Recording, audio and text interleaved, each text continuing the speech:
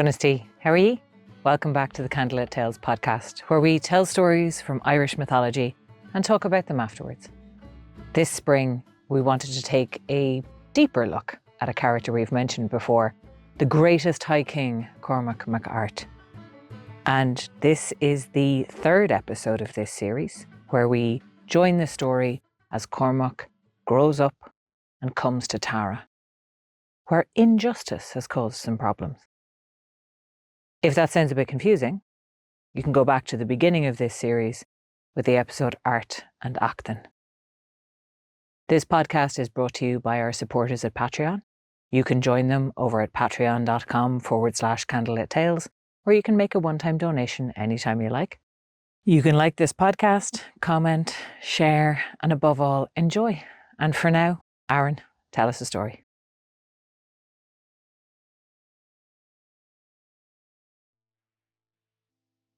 Out in the wild on the westerly coast, in the north but not the far north, in the west but not the farthest west, in the place in the crook in between Connacht and Ulster, there was a place, a home, where Fiachna Cassan fostered a young boy.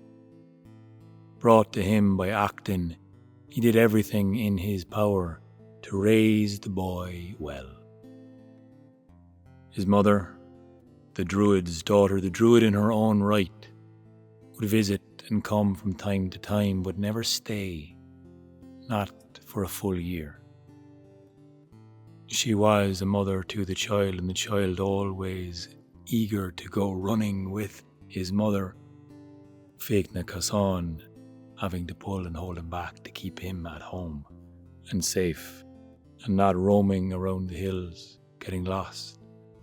Although this child was overly eager to stay in forests and trees and the abundant places out in nature, he had no fear of the dangers that might lurk in the shadows. Any sign of wolves he would go towards instead of shrink back. This child seemed to be fearless, but when wrestling and tussling with other boys his age, he didn't display any great skill or great strength. Oftentimes, he would shirk away from a fight in order to talk, to calmly try and restore honour between any fighting parties. He thought it right to do.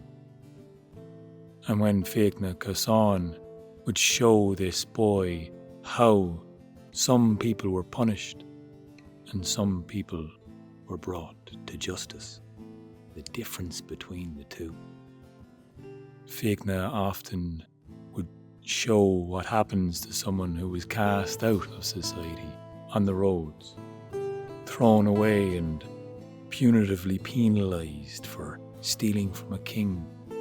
On the other side, if someone had gone wrong or gone against the community, their community, how sometimes not punishing, but bringing healing to the person who had committed the crime in order for them to pay back what they had taken or damaged, but to bring them back and bring them back to a sense of themselves belonging to their community, and what that did to repair the damage, much greater than punishment. Acton would teach the child how to listen to the otherworldly signs, how to pay attention, always, to the wheel of the year as it turned, to pay attention to the thin times and those powers beyond the veil.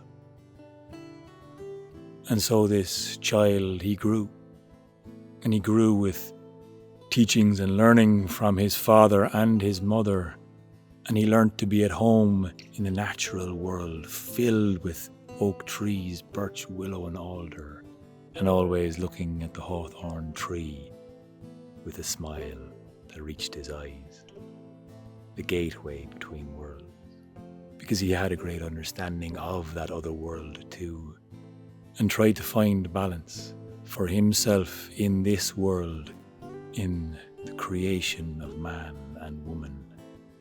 And his name was Cormac.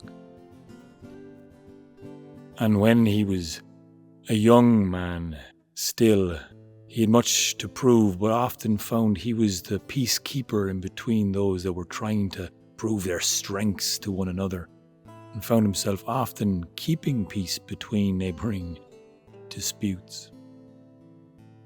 But when an aggressor came on him and tried to trip him up, and Cormac managed to use his weight against himself and flung him on the ground, he heard a strange cackling voice, one that spat in the mud, and said it was hard to be done over and done by someone who didn't even know who their father was.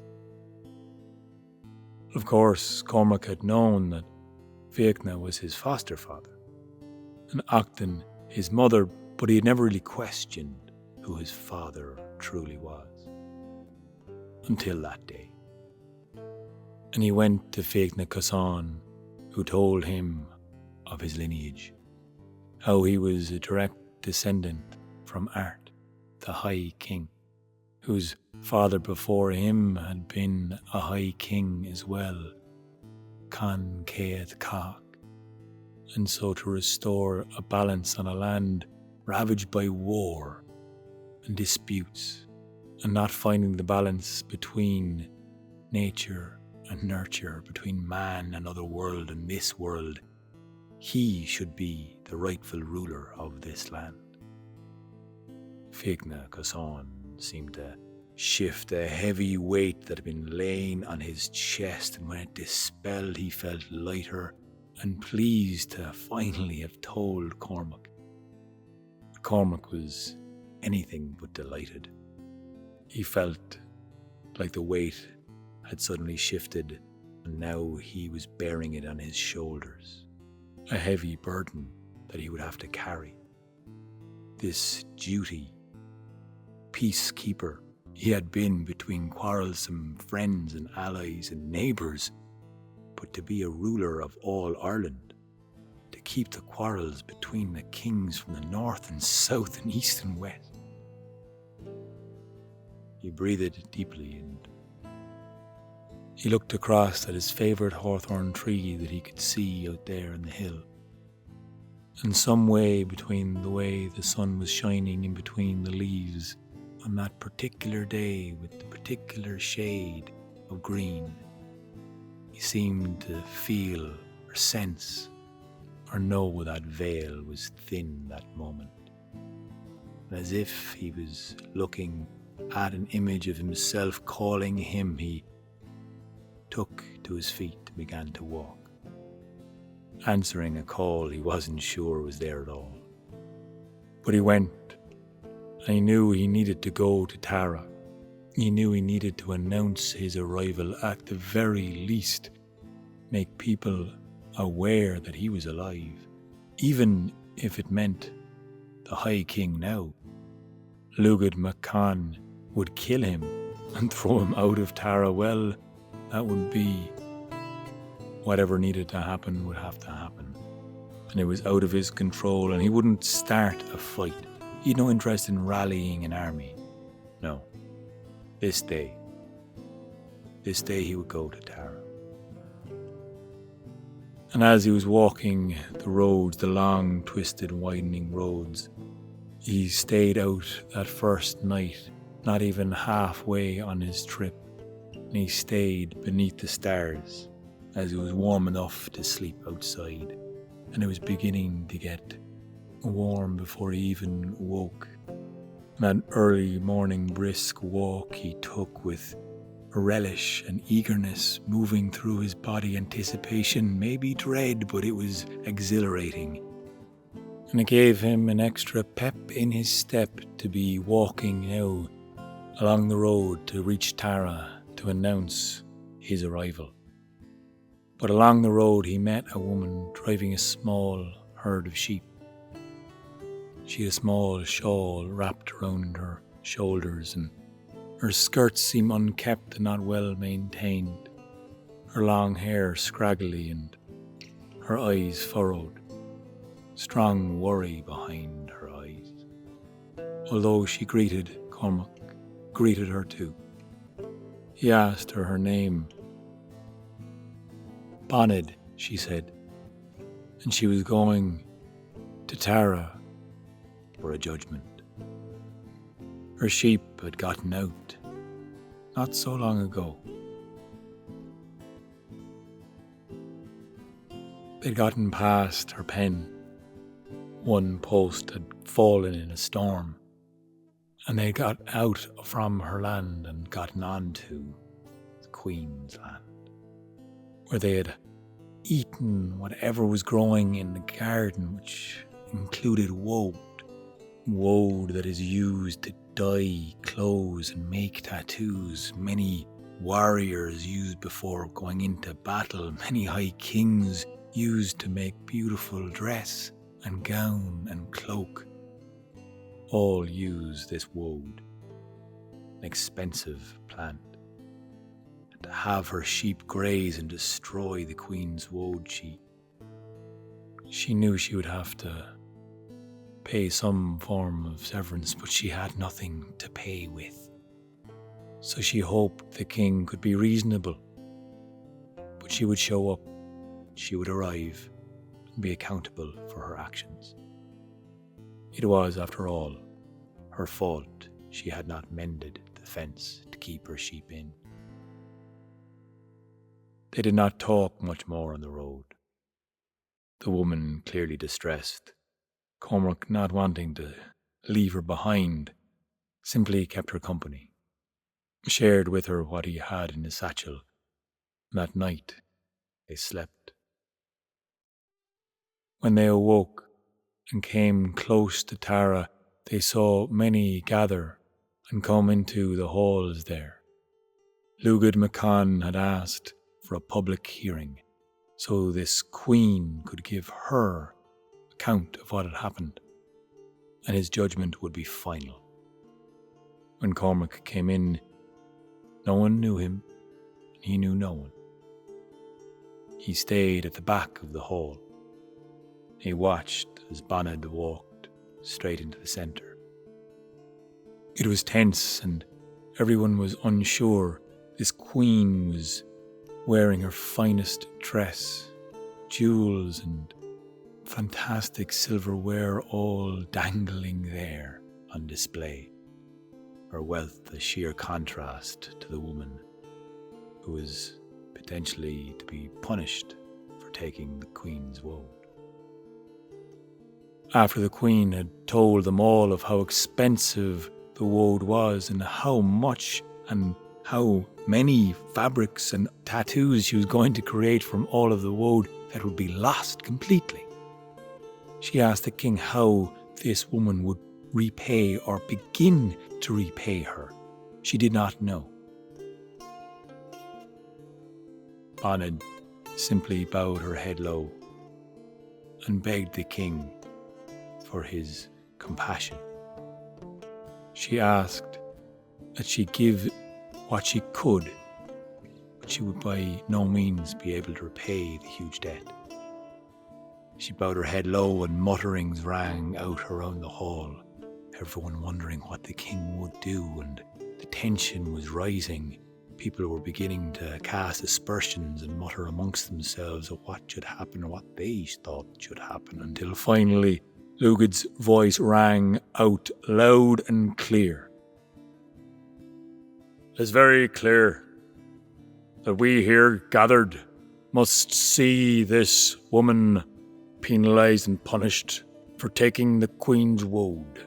Simple done, we'll take her flock of sheep and give them to the Queen, who will year in and year out repay the great debt that you have created for yourself, Bonnet."